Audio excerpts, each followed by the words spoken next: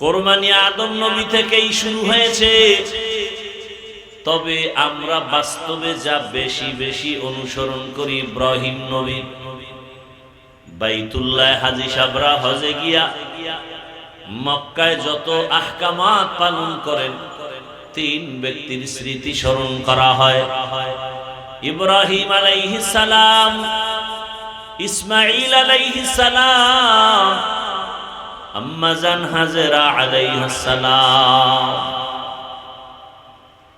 আল্লাহ রাব্বুল আলামিন জমিনটা বানাবার পরে একটা ঘর বানাইলেন বাইতুল্লাহ। আল্লাহ তাআলা বাইতুল্লাহ বানানোর পর হজের এলান করার জন্য ইব্রাহিম নবীকে আদেশ দিলেন। ক্রমান্বয়ে ইব্রাহিম নবী দাওয়াত দিয়া এইবার সন্তান ইসমাইল সহ বাইতুল্লাহ নির্মাণ করেছেন। এই বাইতুল্লাহ নির্মাণ করার পর ইব্রাহিম নবী হজের এলান করেছেন। আর পয়গম্বর ইব্রাহিমের এলানে যারা লাব্বাইক বলেছে তারা হজ না করে কবরে যাবে না।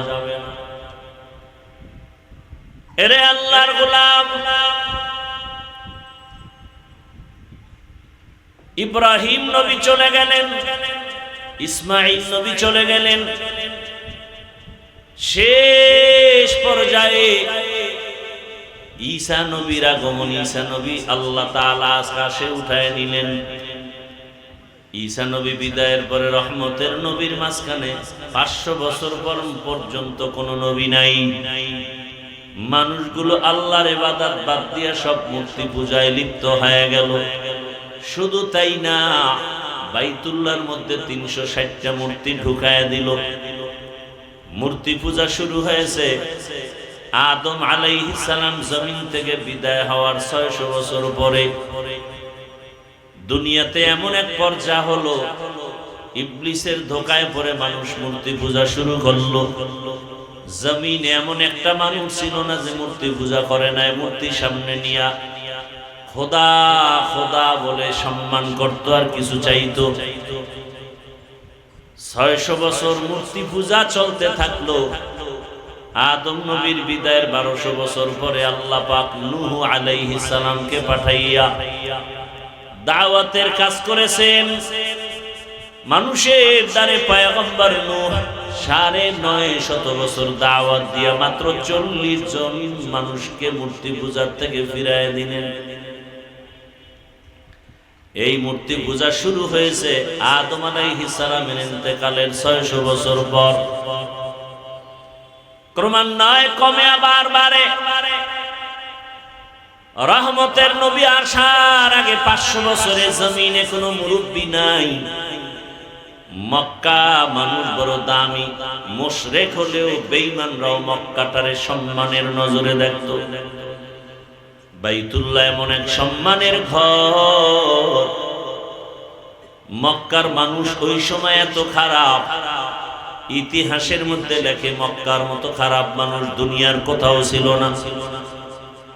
এত খারাপ, এরা নিজেরা নারী আর পুরুষ উলঙ্গ হয় বাইতুল্লাহ তাওয়াফ করে। কেন? বলে আমরা যে গুনাহ করি কাপড় চুপড় পরে, এই কাপড় নিয়ে বাইতুল্লাহ পবিত্র, ওখানে যাওয়া যায় না। এই জন্য কাপড় চুপড় খুলে নারী পুরুষ একসাথে বাইতুল্লাহে যায়, তাওয়াফ করে। নাপাক কাপড় নিয়ে যাবে না। এটা কেমন হইল? একজনে পাগড়ির ফজিলতের বয়ান শুনে লুঙ্গি খুলে পাগড়ি বানানো। এটা যেমন হয়, বাইতুল্লাহর মতো পবিত্র ঘরে নাপাক কাপড় নিয়ে যাওয়া যাবে না মনে করে সব খুলে উলঙ্গ হয়ে বাইতুল্লাহর পাশে যায়। কতটা নিকৃষ্টতম জাহেল! এবং এরা পশু জবাই করে আর রক্তগুলো বাইতুল্লাহর দেওয়ালে মাখে, মনে করে এটাই আমাদের সফলতা। আল্লাহ আয়াত নাজিল করে দিলেন, এই মক্কার মানুষ এতটা খারাপ, বিবাহ শাদীর কোনো ভালাই নাই। পশু জবাই করে রক্ত মাখে দেওয়ালে, নারী পুরুষ উলঙ্গ তাওয়াফ করে, মূর্তির পূজা করে, ব্যাগে কোথাও গেলে ব্যাগের মধ্যে একটা মূর্তি নিয়ে যায়। এত ভালোবাসা। আল্লাহ তাআলা এই মানুষকে হেদায়েতের জন্য সর্বশেষ এবং শ্রেষ্ঠ রহমতের নবীকে জমিনে পাঠায় দিলেন।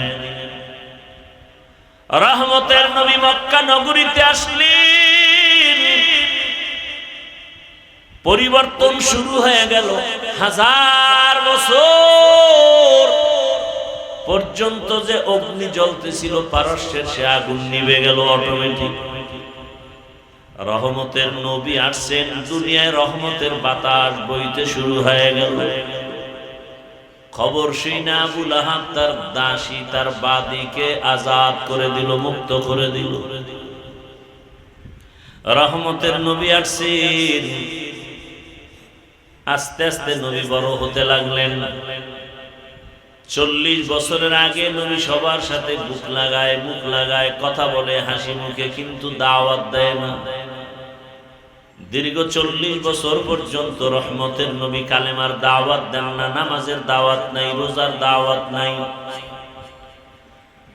নবী এই টাইমে বেশিরভাগ সময় বাইতুল্লাহর দূরে একটা পাহাড় আছে, হেরা পাহাড়, ওই পাহাড়ের গর্তে গিয়া নবী ধ্যান করতেন। ধ্যান আল্লাহর ভালোবাসা অর্জনের জন্য সাধনা করতেন। আমার কথাটা বুঝে থাকলে একটু জবাব দেন, বাইতুল্লাহর দাম বেশি নাকি হেরা পাহাড়ের দাম বেশি? বাইতুল্লাহর দাম। আল্লাহ কোরআনে বলেছেন, ইন্না আউওয়ালা বাইতিন উযিআ লিন-নাস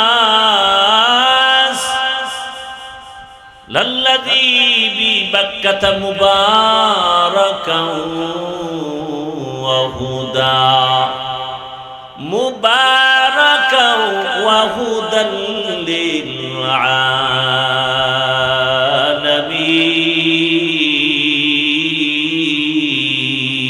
আলামিন। বাখা কুরআন কালামুল্লাহ বশনো কদিমাস্তি নইনো। ভাইরা আমার, বাইতুল্লাহ এত দামি, যেই বাইতুল্লাহর দিকে প্রথম কেউ নজর দিয়া দোয়া করলেই কবুল। বাইতুল্লাহ প্রথমবার দেখে যে দোয়া করবে সাথে সাথে কবুল। আমার ওস্তাদ বলছে, কি দোয়া করলে তোমার জীবনটা ধন্য হবে। ও বাইতুল্লাহর মুসাফির, আল্লাহ যদি কোনদিন বাইতুল্লাহ নেয়, সফর করে বাইতুল্লাহ গিয়া যখন বাইতুল্লাহ নজর পড়ে যাবে, প্রথমে দোয়া করবা, আয় আল্লাহ আমি গুনাহগার, জীবনে যত ভালো ভালো দোয়া করছি কবুল করে নেও, সামনে যত দোয়া করব সব কবুল করে নাও। জামে দোয়া, পিছনে যত দোয়া করেছি ভালো, সামনে যত ভালো দোয়া করব তুমি বাইতুল্লাহর নজরের বরকতে কবুল করে নাও। আল্লাহর ওয়াদা, রাসূল বলেছেন বাইতুল্লাহ দেখে প্রথম দোয়া করলেই কবুল, প্রথম নজরে। শুধু কি তাই, একজনে বাইতুল্লাহ তাওয়াফ করে, আর একজনে নামাজ পড়ে, আর একজনে শুধু তাকায় তাকায় দেখে। নবীজি বলেন যে শুধু তাকায় তাকায় বাইতুল্লাহ দেখে, অনবরত তার উপরে রহমত নাজিল হইতেছে। ভাইরা আমার, এমন একটা দামি ঘর জমিনে আর কোথাও নাই। ওই বাইতুল্লাহর এরিয়ায় কেউ যদি ঢুকে একবার বলেন আল্লাহ, 1 লক্ষ বার আল্লাহ বলার সওয়াব পেয়ে যাবে। ওই বাইতুল্লাহর সীমানায় গিয়া যদি কেউ একটা সিজদা দেয় 1 লক্ষ সিজদার সওয়াব পেয়ে যাবে।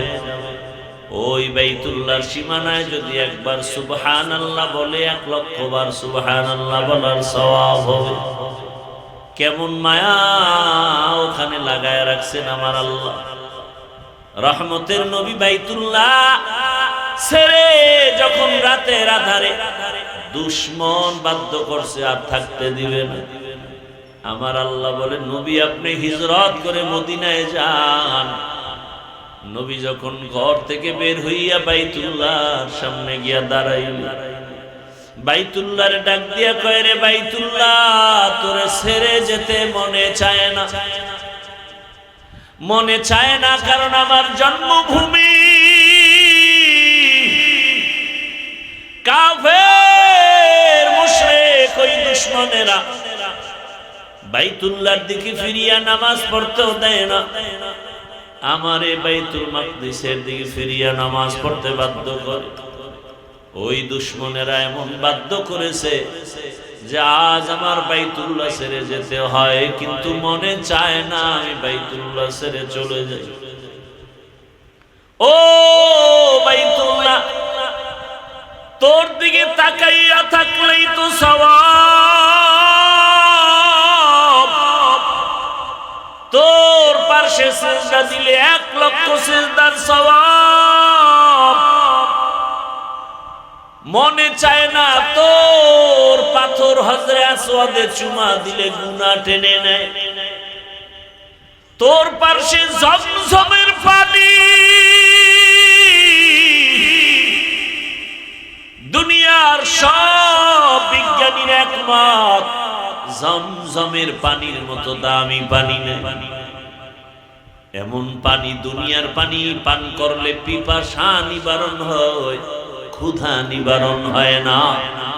জমজমের পানি এত দামি বরকতের পানি, যেই পানি পান করলে শুধু পিপাসা নিবারণ হয় না, ক্ষুধাও নিবারণ হয় না।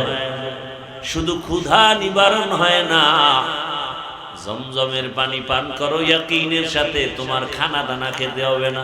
আহ রহমতের নবী একটা খেজুর একটু জমজমের পানি পান করে রোজা রাখছেন। জমজমের পানি বরকতি পানি, হাজার হাজার হাজার বছর ওই কূপের থেকে crore crore million trillion billion পানি, হাজি লিটার পানি হাজিরা নিয়ে যায়, কমেও না বাড়েও না। কি মদিনাবাসী, আহ আল্লাহর কুদরত কি! মদিনায় পাইপ দিয়া পানি নেবে, পাইপ, কি পানি, কিন্তু পানি যায় না। এখন গাড়ি দিয়ে ড্রাম ভর্তি করে নেয়। কেমন আল্লাহর কুদরত! সাহাবায়ে কেরাম জিজ্ঞাসা করলেন, ইয়া রাসূলুল্লাহ জমজম কূপের নিচের সম্পর্ক কোথায়? মাটির সাথে? নবী বলেন হাউজে কাউসারের সাথে।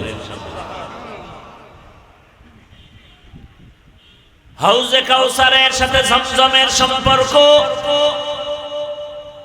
যেই হাউজে কাউসারের 1 পেয়ালা পানি আমার রাসূলের হাতে পান করলে আর পিপাসা থাকবে না। কিন্তু নবী বলেন এর থেকেও জমজমের পানি বড় দামি।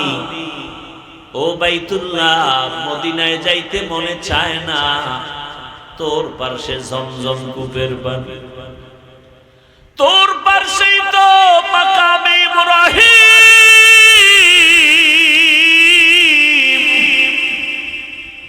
যেই পাথরে আজ ইব্রাহিম নবীজির পায়ের ছাপ লাগানো আছে। সুবহানাল্লাহ না? বেশি করে বিড়ি টানো, ঘুমের ভিতরে মক্কা দেখবা।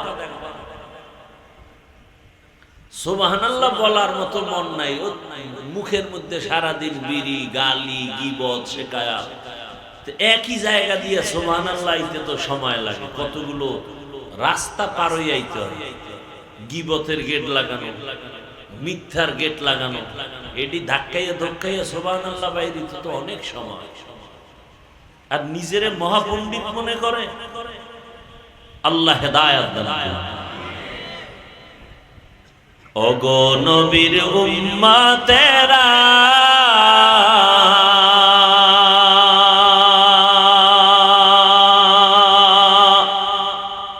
হয়ে আজি দিশাহারা,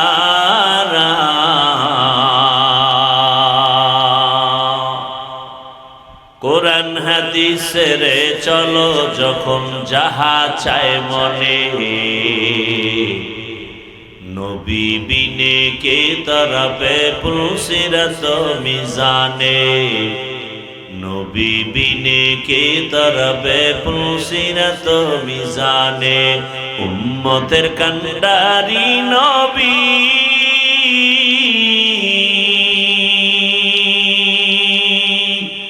কাঁদছেন উম্মতের লাগি,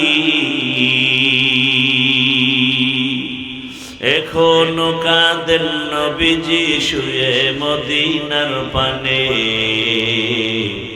নবী বিনে কে তরফে পুলসিরত মিজানে, নবী বিনে কে তরফে পুলসিরত মিজানে, নবী আমার জীবন ভরে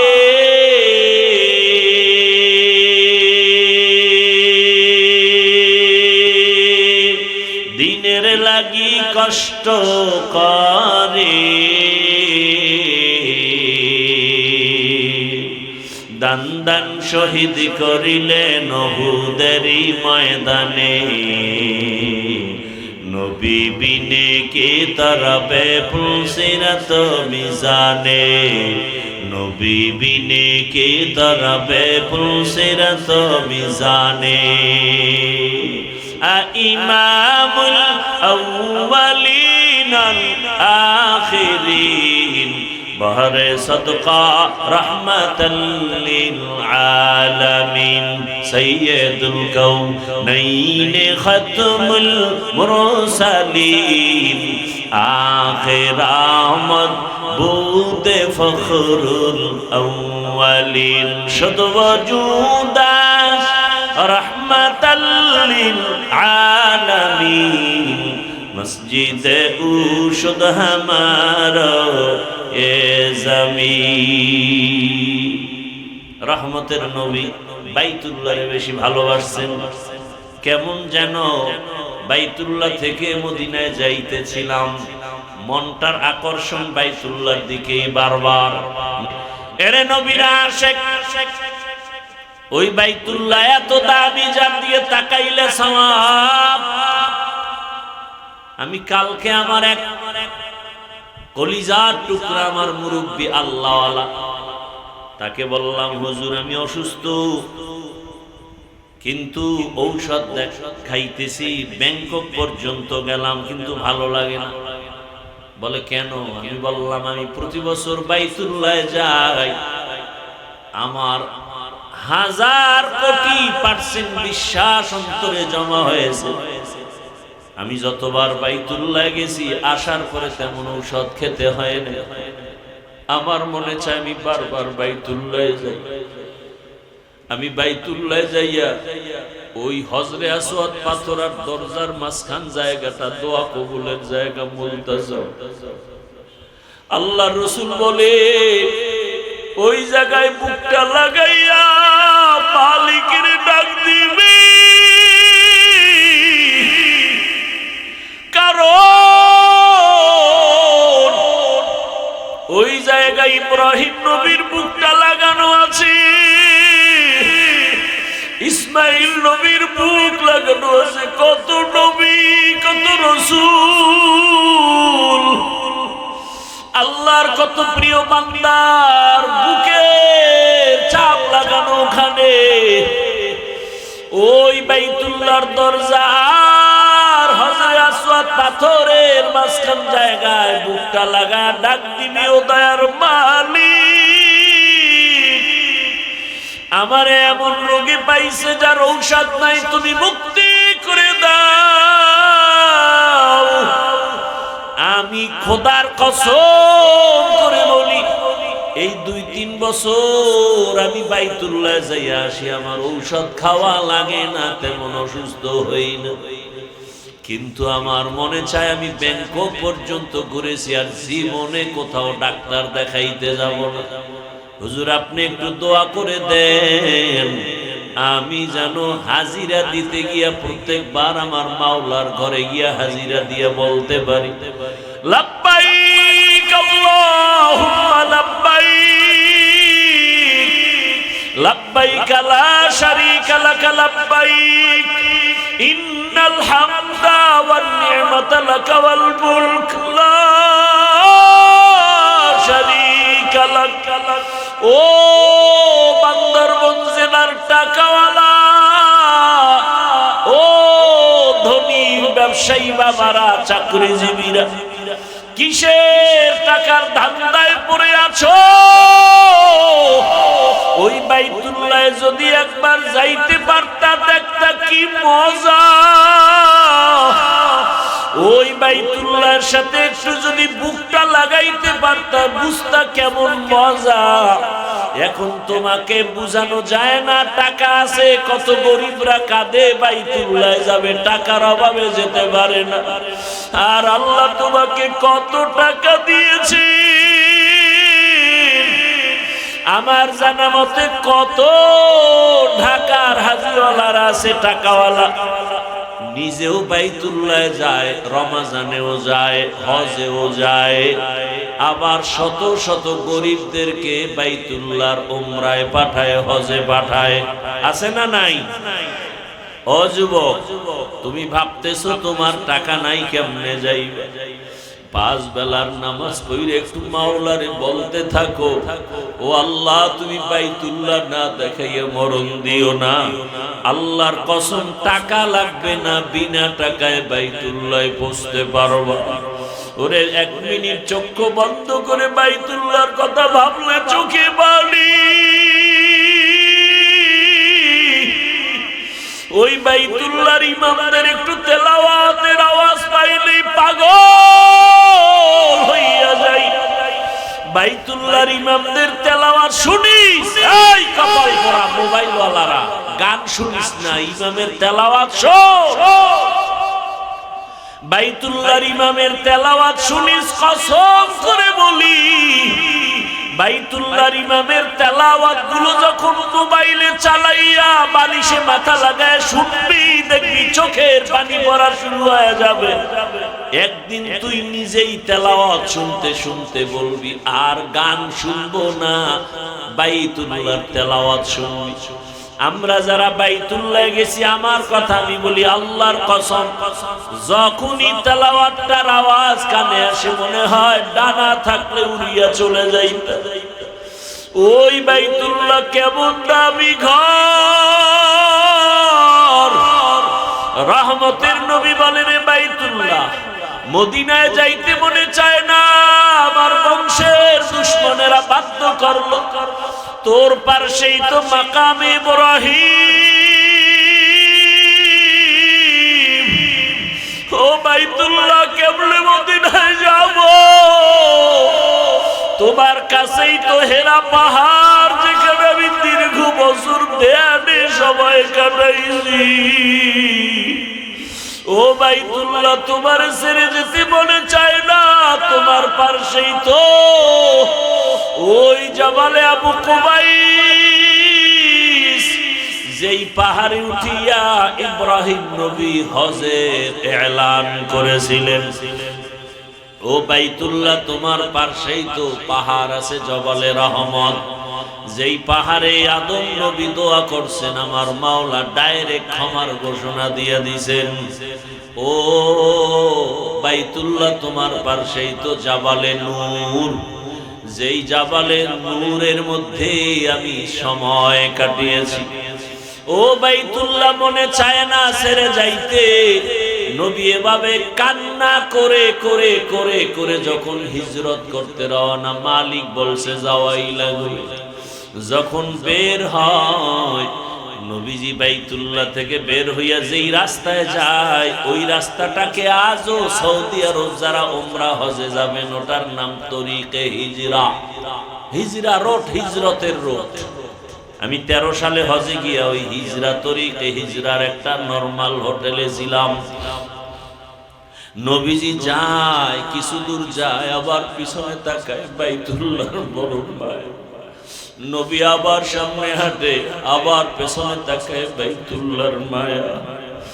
বেনামাজি হইও না রে বাবা। আমি কিন্তু এখানে এতক্ষণ বয়ান করি, একজনকেও বলি না আমার মতো টুপিওয়ালা হুজুর হয়ে যাও। আমি একবারও বলি না আমার মতো হুজুর হও, মাদ্রাসায় যাও, স্কুল বাদ দাও। আমি একবারও বলি না তাবলিগে যাও, পীরের কাছে যাও। আমি সারা বাংলাদেশে ঘুরে ঘুরে পাও ধরে ধরে বলি, বাবা চাকরি করো, পুলিশ, র্যাব, আর্মি, বিডিআরের চাকরি করো, ব্যবসা করো, বাধা নাই। তবে তুমি ওখানে থাইকা রসুলের আদর্শের মালা গলায় লাগাও, 5 ওয়াক্ত নামাজ আদায় করো। তোমার মতো কত যুবক তাকায় দেখো, স্কুলে পড়ে, কলেজে পড়ে, 5 ওয়াক্ত নামাজি আছে না নাই? বলো বাবা তুমি কেন পারবা না? তোমার মতো যুবক তাকায় দেখো, র্যাব, আর্মি, পুলিশ, বিডিআরের চাকরি করে, নামাজ আদায় করে। ও বাবা তোমার মতো চাকরিজীবী চাকরি করে, ব্যবসা করে, নামাজ ছাড়ে না। ও ব্যবসায়ী বাবারা, আপনার মতো ব্যবসায়ী নামাজ পড়ে, বলেন আপনি পারেন না কেন? ও চাকরিজীবী বাবারা, আপনার মতো কত চাকরিজীবী চাকরি করে, নামাজ পড়ে, আপনি পারেন না কেন? ও আমার কলিজার যুবক বাবারা, তোমার মতো যুবক স্কুল কলেজে পড়ে, লেখাপড়া করে, নামাজ পড়ে, তুমি পারো না কেন? ও ড্রাইভার বাবারা, তোমার মতো কত ড্রাইভার ড্রাইভারি করে, আজান হলে নামাজে দাঁড়ায়, তুমি পারো না কেন? ও পর্দার আড়ালের আম্মা জানেরা, বোনেরা, আপনার মতো কত মা কত বোন এখনো আছে, পর্দা করে, নামাজ পড়ে, স্বামীর মাল হেফাজত করে, আপনারা পারেন না কেন? আপনাদের এত সম্মান, আপনারা তো নবীদের মা, আপনারা তো সাহাবায়ে কেরামদের মায়ের মতোই মা। এই দুনিয়ায় নবী হতে পারেন না, মায়েরা তবে নবীদের মা হয়েছেন। এ দুনিয়ায় সাহাবী সাহাবিয়ার মতো নারী আপনারা, খাদিজা রাদিয়াল্লাহু আনহার মতো নারী, ফাতেমা রাদিয়াল্লাহু আনহার মতো নারী, আয়েশা রাদিয়াল্লাহু আনহার মতো নারী। ও পর্দার আড়ালের আম্মা জানেরা, আপনার ছেলেটাকে আপনি ডাক্তার বানাবেন, প্রফেসর বানাবেন, ইঞ্জিনিয়ার বানাবেন, বাধা নাই। তবে আমার দাবি একটাই, ডাক্তার জাকির নায়েকের এত সুনাম কেন? টাকার কারণে, ক্ষমতার কারণে নয়, নবীজির আদর্শের কারণে। আপনার সন্তান ডাক্তার হবে, নেককার, নামাজি, পর্দাওয়ালা। আপনার সন্তান ডাক্তারিও করবে, নামাজ পড়বে, কোরআন তেলাওয়াত করে, মা বাবার জন্য দোয়া করবে। ও যুবক বাবা, তুমি ডাক্তার হও, প্রফেসর হও, ইঞ্জিনিয়ার হও, বাধা নাই। তবে মা বাবার দোয়া নিয়া, শিক্ষকের দোয়া নিয়া, উলামায়ে কেরামের দোয়া নিয়া, নবীজির আদর্শ মেনে চলবা, জীবনটা ধন্য হয়ে যাবে। ওই বাইতুল্লাহর দিকে আগাইতে থাকো। আজকে তো তুমি চোখ বন্ধ অন্ধের মতো সেজদা দাও, বাইতুল্লাহর সামনে নাই। যেদিন বাইতুল্লাহর সামনে গিয়ে একটা সেজদা দিবা, মনে হয় যেন তোমার জীবনের শ্রেষ্ঠ সেজদা হবে। আজকে তুমি নামাজে দাঁড়াও, বাইতুল্লাহর সামনে দেখো না। আল্লাহ যদি কবুল করেন, বাইতুল্লাহর সামনে নিয়ে যেদিন নামাজে দাঁড়াইবা, দেখবা আজকে নামাজে দাঁড়াইলে মন বসে না, সেদিন চোখ থেকে পানি পড়া শুরু হয়ে যাবে।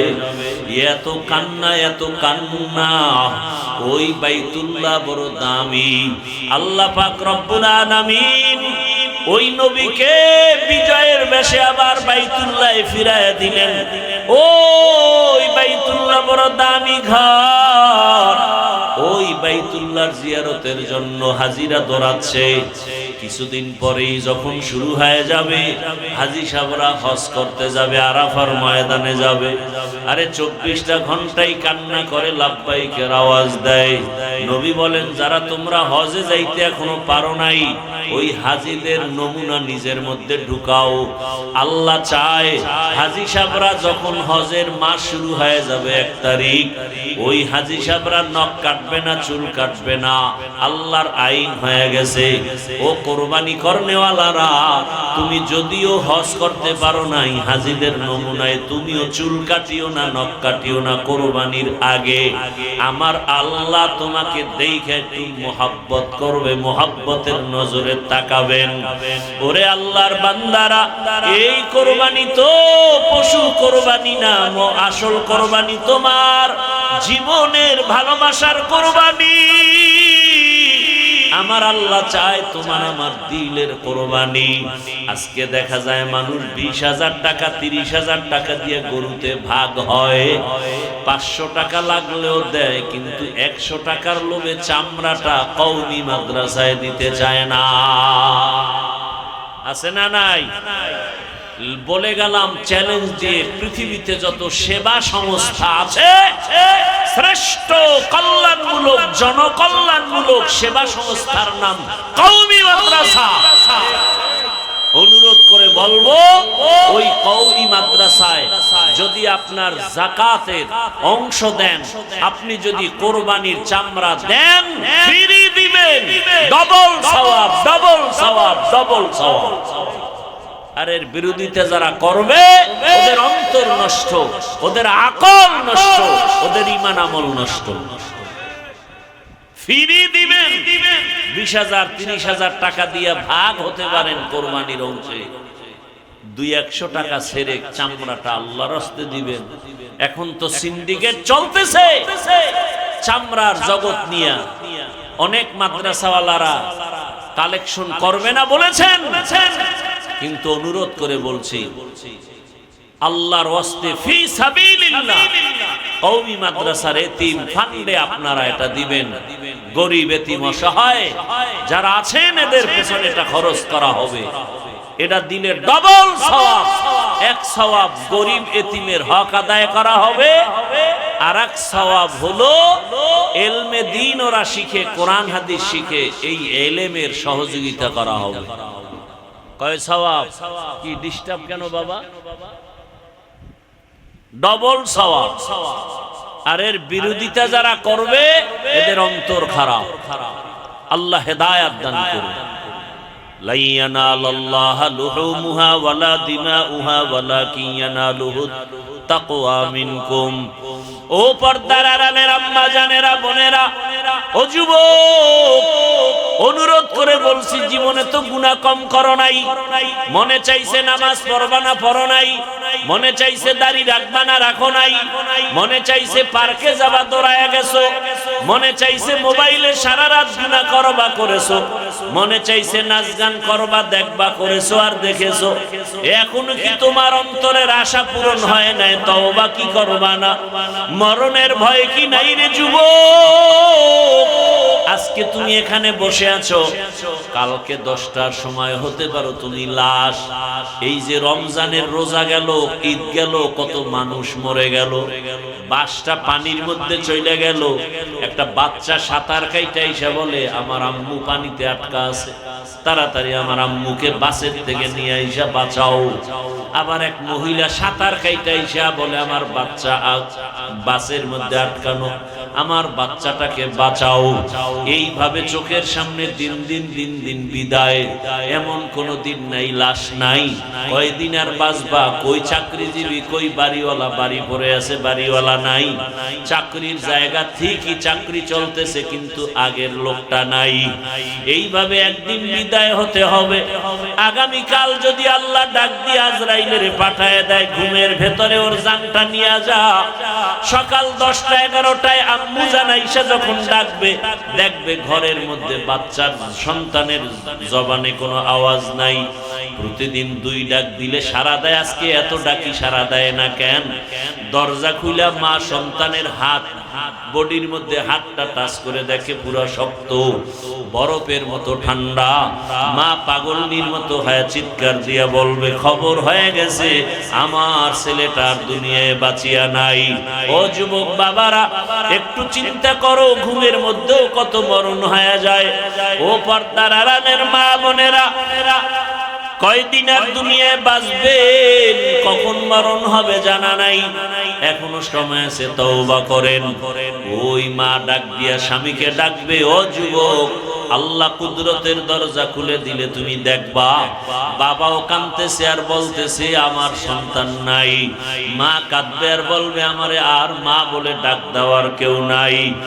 অনেকে মা বাবা গ্রামে সারিয়া এই পার্বত্য অঞ্চলে আইসা থাকে, মায়ের খবর পর্যন্ত নিতে পারে না।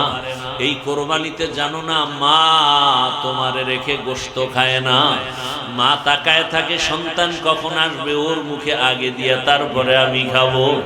একটা সন্তানের প্রতি মা বাবার এত মায়া, যেগুলো বুঝাবার কোনো ভাষা নাই রে বাবা।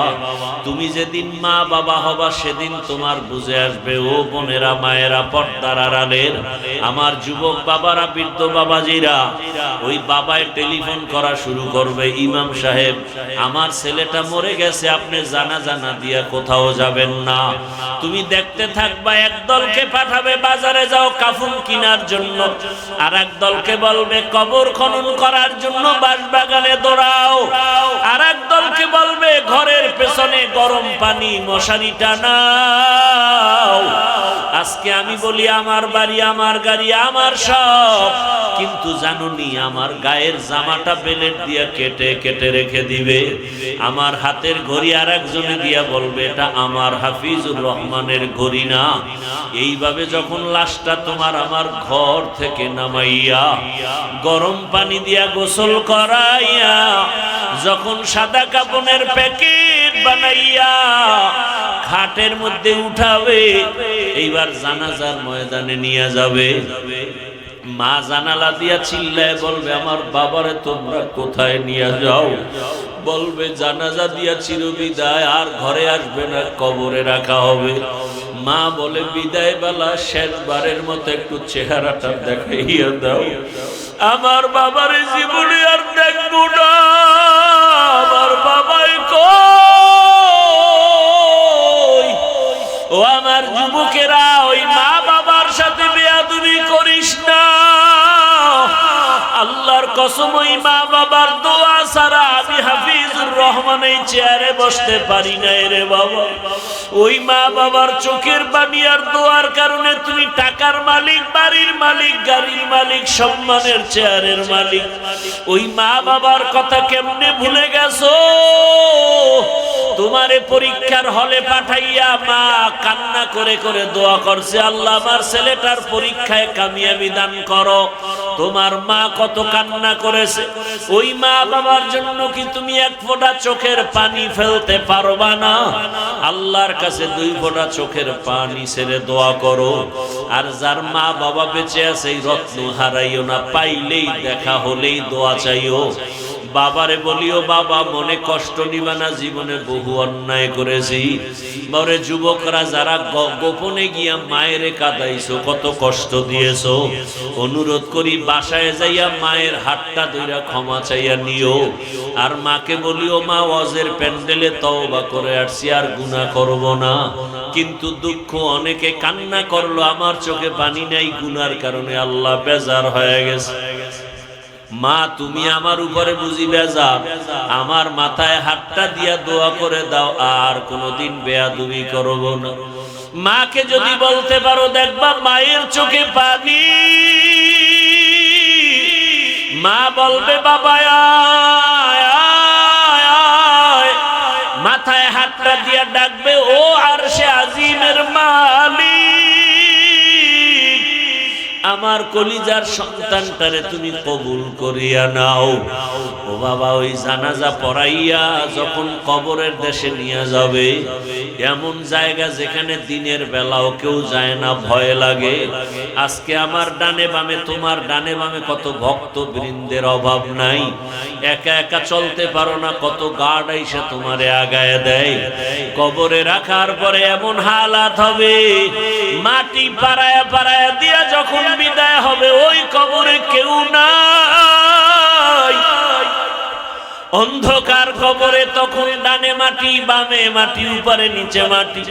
দুইজন ফেরেশতা প্রশ্ন করতে আসবে, রবের পরিচয় দাও, ধর্মের পরিচয় দাও, রাহমাতুল লিল আলামিনের পরিচয় দাও।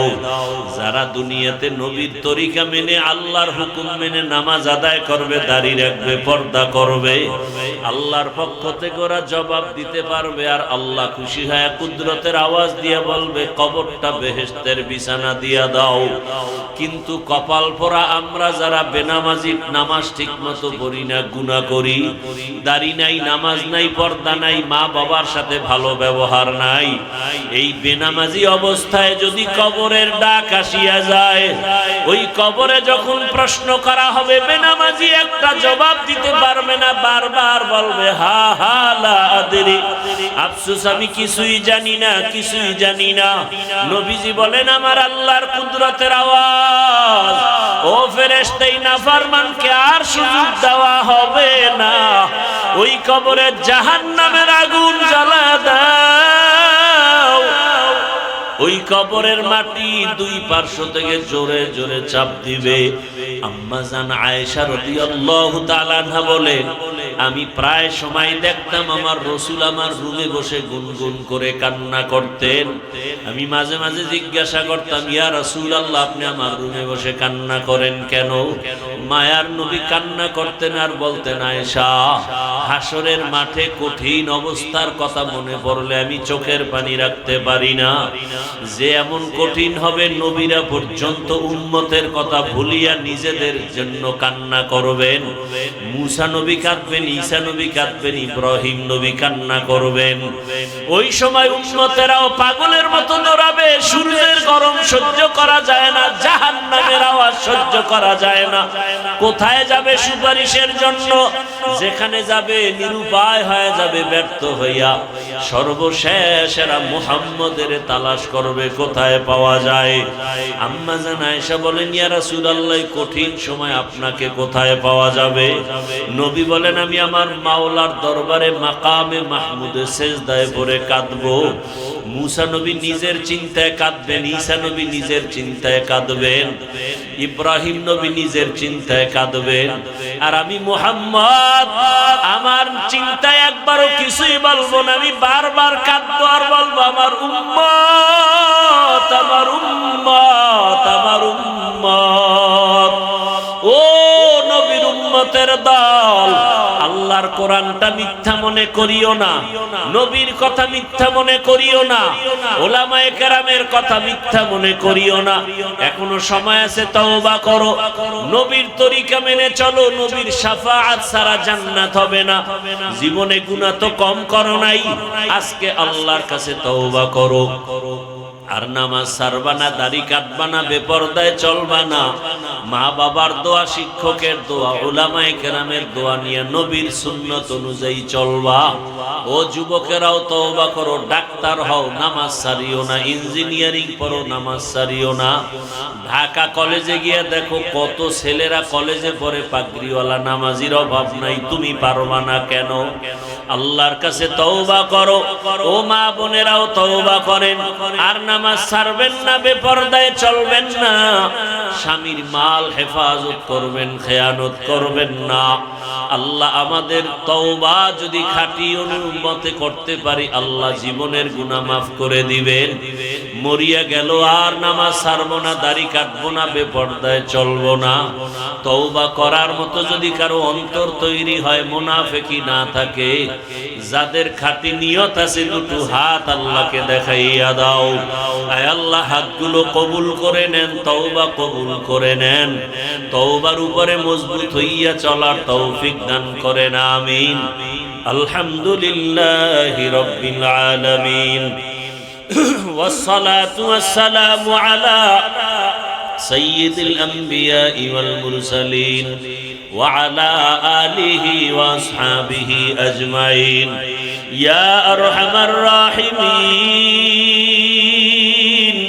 يا أرحم الراحمين يا أرحم الراحمين رب ارحمهما كما ربياني صغيرا اللهم إنك عفو كريم تحب العفو فاعف عنا اللهم إنا نسألك رضاك والجنة ونعوذ بك من سخطك والنار اللهم إنا نعوذ بك من البرص والجنون والجذام وسيء الأسقام اللهم اجعلني من المستجابين للدعوات ও দয়ার মালিক আমরা গুনার বোঝা নিয়ে আপনার দরওয়াজায় হাজির মেহেরবানি করে আমাদের গুনাহগুলো মাফ করে দেন আল্লাহ আয় আল্লাহ